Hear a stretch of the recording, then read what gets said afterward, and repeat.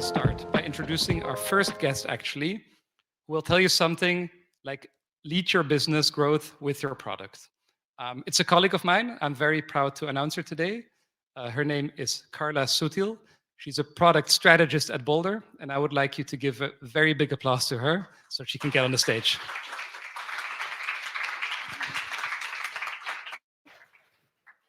Okay, are we on? Oh, we are. Hello, I'm super excited to be here with you tonight. I have a few hard questions and more easy ones in the presentations, but I'm sure that we'll go through those. So yeah, can we lead our business grow with products? So let's start. Yeah, I'm Karla. I'm a product strategist at Boldare. That's the first thing. So as a pre-PMF business, you should have only one objective. And this seems maybe easy, but this is extremely hard. So your only objective is to actually achieve the PMF, so product market fit. And this could happen in many different ways. And the product-led approach can help you with that. And product-led growth, this is a topic that I will tackle today. It's the great example. So first things. So sales-led growth is something that you probably know. This is a traditional growth approach, let's say. So you have like bunch sales people. They're approaching clients and sell things. So this is the first thing. And product-led growth is something, let's say, more embedded into digital world, let's say. So sales-led growth, powered by sales teams and processes. So like I said, this is the traditional model, and it works well in long sales cycles. So really complex products like Salesforce, they need a lot of time to actually achieve the great engagement from their customers. And this is suitable for enterprise customers. So big clients, big companies, and you need this kind of a person who will be responsible for engaging them and selling them stuff or so on. So this is also a good for niche products. So really specialities for in different categories. So this is also good for this. So yeah, Salesforce or SAP. This is also another company. You can think of like big companies, enterprise companies, and probably they are sales-led, let's say. So product-led growth, powered by great user experience. So maybe I'll just leave you to, maybe I'll just read it. So product-led growth changes how companies grow because it brings a focus on how the product you've built can help you acquire more customers. Customer acquisition doesn't just become something marketing is focused on. The responsibilities for acquiring great customers expand the product team as well.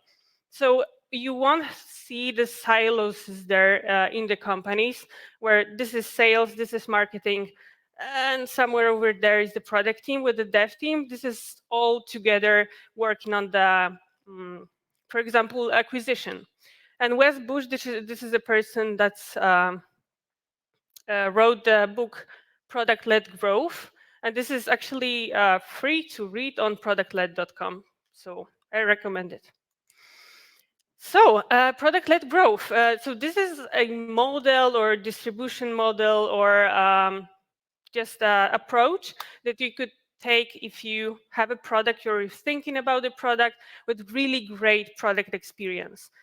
So what about the funnel here? So you can imagine that with the sales-led model, you have, it's good for when you have not that much clients and you can just directly approach them. And with the product-led growth, if you're showing them the product with the freemium model or the free trial, you can just approach a lot of different customers. So this is really good. You have the stub funnel is wide and you can just you can just show them the product and they will see the value, hopefully. So, and with this, you had the great um, just opportunity to make your product viral. This would be amazing, right? Just to have them users as your advocates that will just say that this product is awesome and you can try it out. This is me with the new browser Arc. I'm not sure if you know it. This is mind blowing. So I just sent invites to this browser that really changed my way of working. So I'm not gatekeeping it anymore. So Arc, this is great. And also short time to value. So this is something that sometimes is hard to see in sales-led companies. But if you just imagine that you're entering Spotify and in 30 minutes you understand what's the value behind this product. I can have playlist, I can have anything I want. So short time to value, it's also embedded in product-led growth. Transparency, meaning that you don't have the BS pricing hidden in regulations or something. It's all there, and you can understand what are you paying for, what are the features, and can interact with the product. So this is also super important, and something that I'm really excited about. So new hybrid, so product-led sales. This is kind of a continuation of the PLG, and this is when you can think about Notion. They, of course, they are product-led because their product, you have the great onboarding and so on, but also there are a sales team, they are not salesless, and they have the team that's responsible for bigger accounts or enterprise clients. Okay, so those are like a bullet points for the product-led growth. Why is it important now? So you can imagine that as a users, we are more and more kind of demanding. We want to self-educate. We know a lot, and we are not just here to take first product that we see and that's all. So the product experience is crucial, and also the acquisition cost for any user is rising. So product-led approach is kind of an answer to it. Okay, so those are the companies, but I could maybe for an hour tell you about other examples here. But those are that you probably know. Okay, so different. This is the approach that you probably know from the jobs to be done approach. So this is the matrix of the product strategy that's also very useful in the product-led approach. So you can see here 4 of them, and we will talk about 3, right? Because out of business, it's not that you want to talk about it, right? It won't happen for us. So yeah, the dominant strategy. We all want to be here. We all want to like have this best possible product, best possible solution that will just be interesting for all types of customers, so underserved, overserved, all of them. This is, yeah, like 1%, but this is also like a strategy that could be achieved with product-led. So low product cost there, and the approach with the testing is to have the freemium possibility and also the free trials. The other one is different, but it's really interesting. So there are those customers that are specialists and they have like special needs and they need something customized. They need something that's really just aligned with them and their approach. So like HubSpot, for example, so this is like higher cost that you can also try with free trials and also demos, or so with the sales team, or you can do it even with the product teams. You can do demos. And this is, yeah, Canva is it's like the best possible example here. So you had those graphic designers, those are your customers, so they can use Figma, Adobe XD, and Photoshop, for example, when they are kind of crazy. And then there is this simple solution for only editing like a simple graphics, and you can like do it with Canva. This is like low cost with freemium um, approach, and this is something that also it's called like disruptive strategy, and it really is disruptive. So I heard that it's to do like a proper freemium um, model, let's say, you need more than 50 million users. This is crazy to do, like to earn money. I think that it's not that much, but with 50 people, it won't work for sure. Okay, so back to my initial thought about why product-led growth can happen, can help with achieving PMF. So, oh, I'm back. So this is black is doing this, Matt. Okay. Yeah, so let's look at those metrics. So what is important in PMF, and probably even later on in when you're scaling your product, and at the beginning also. So you can see like mm, three other like models, let's say, or three types of metrics, let's say. So one, it's only the user here is important to you, and like I said before, in product-led model and product-led growth, user is the most important. So user is getting into your product and just want to enjoy it and just want to understand what's going on there. In this case, we'll look at the satisfaction, NPS, for example, or CSS, or anything, or acquisition also, and retention. Regarding your product, we'll look, the user and product metrics are kind of similar in here to not make it really complicated. So we can look at our revenue, or our ARPU, or retention, or churn on activity, churn of users. So different metrics that will help you to understand if you're going to the right direction and if you're will achieve the PMF. So, and the market is also super important. So it's product market fit, right? So TAM, total addressable market, and traction, for example, this is something that you will look at. And those metrics can be easily tracked in your product. In sales approach, it could be done, but not in that simple way. So doing the product-led approach, you will just understand that if the PMF is there and we're going to the right direction or not really. And we need to change the approach. Okay, so like a key thing that I would like you to kind of take with you. So the sales-led growth is the best approach for the really complex product for enterprise clients with long sales cycles. PLG, it's more suitable for a product with just great user experience. You can think of Spotify or Netflix always when thinking about product-led growth. That could be explored without any assistance. That's also important. So the onboarding process should be there, like a tips when you're moving through the app and so on. And it could impact your total addressable market. So this is also really, really important.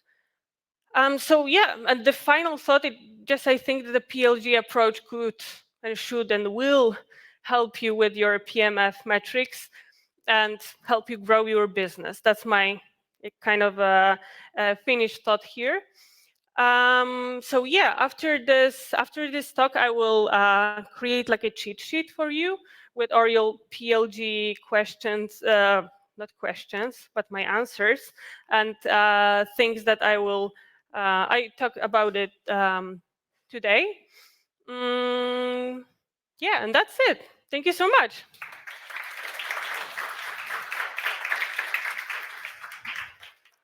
Thank you so much for your talk, Karla.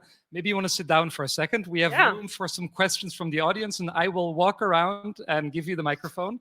Um, Karla will stay here actually for a second. So, any questions, please put up your hands, and I will take a look if there's any online questions as well on my phone.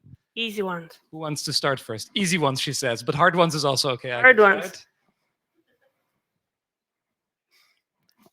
Yeah, there. I will walk there. 1 second. And the rest of you can think of some other questions.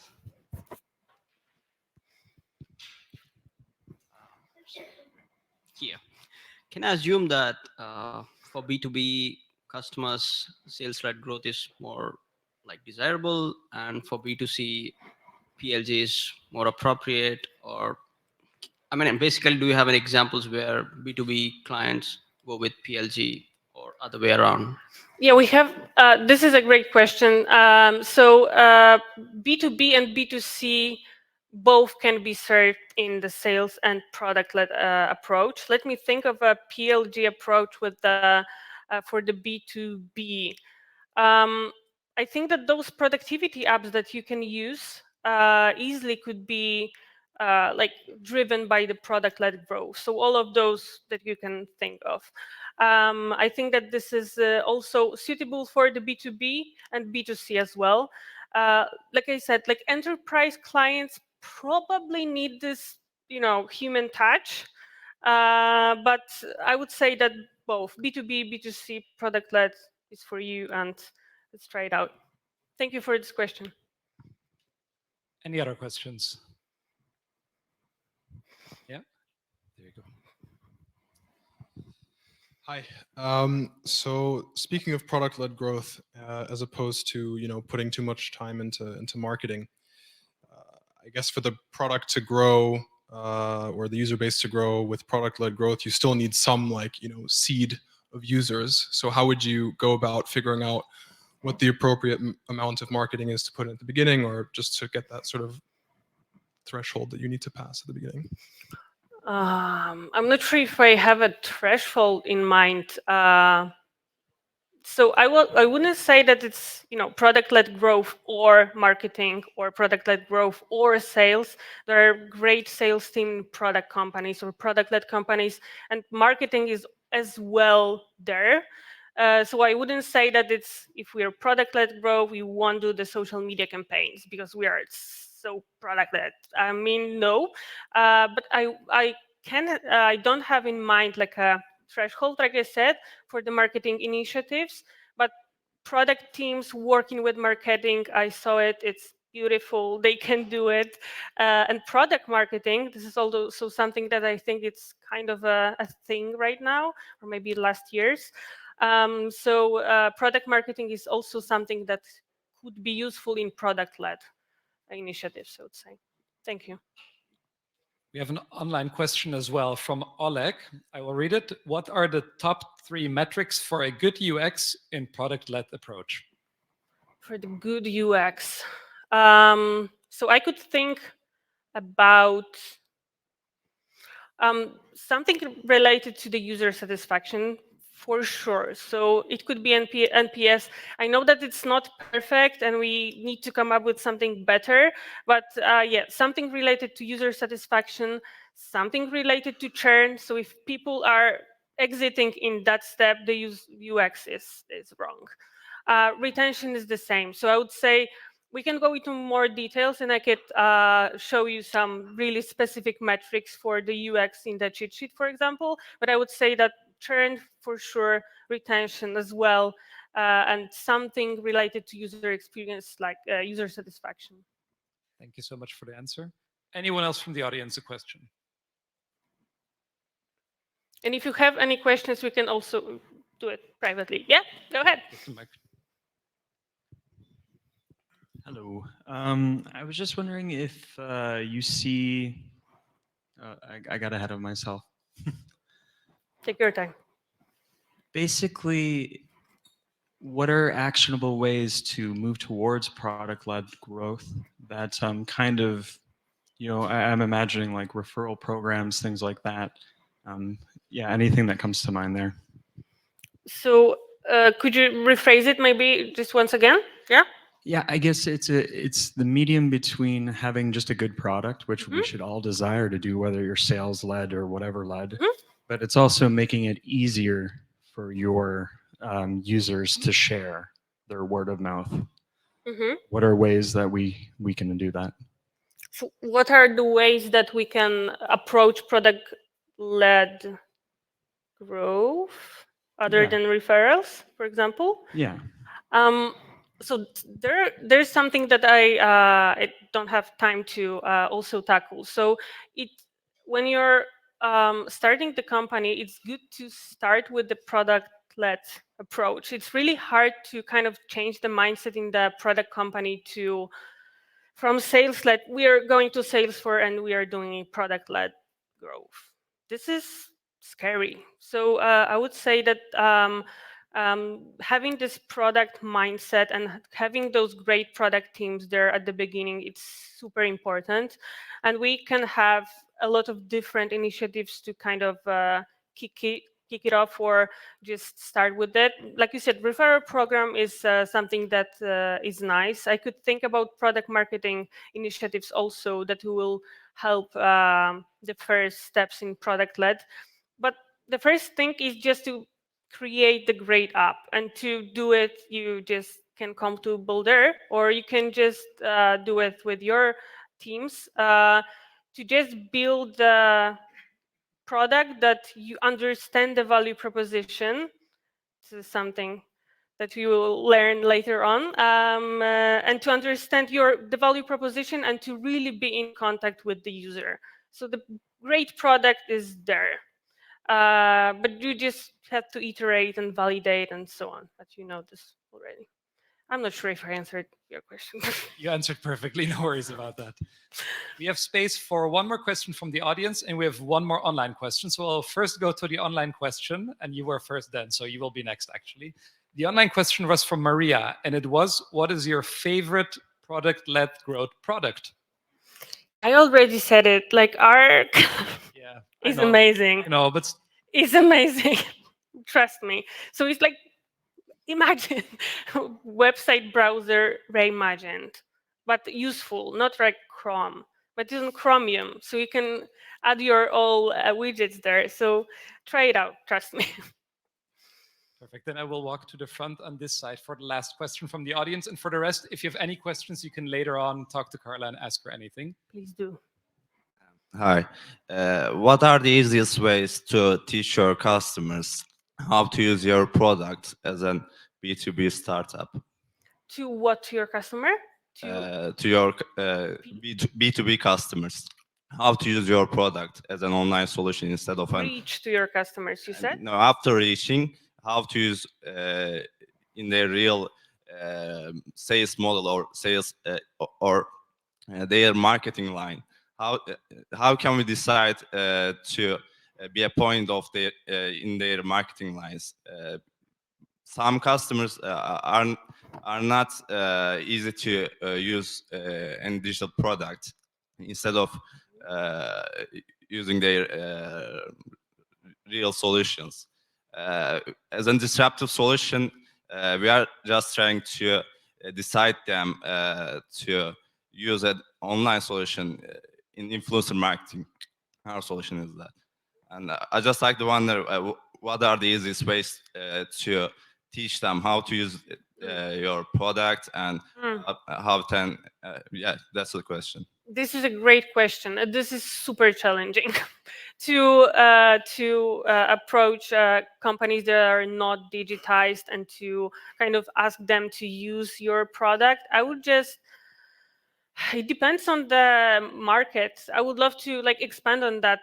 You can tell me the details and we can talk about it. But I would just say to understand, maybe to not your first thought, not to be to ask them to use your products or to teach them to use your product. Maybe just ask them what they want and try to understand what their problem you can solve. That's my just my first thought. That I understand that you probably think that your product is just perfect for them, but maybe just there's let's talk to them and let's understand if their need or their opportunity is there and it's meet. Perfect. Thank you so much, Karla. I will come to the stage now. Let's have a big applause for Karla, please, one more time. Thank you so much. Thank you.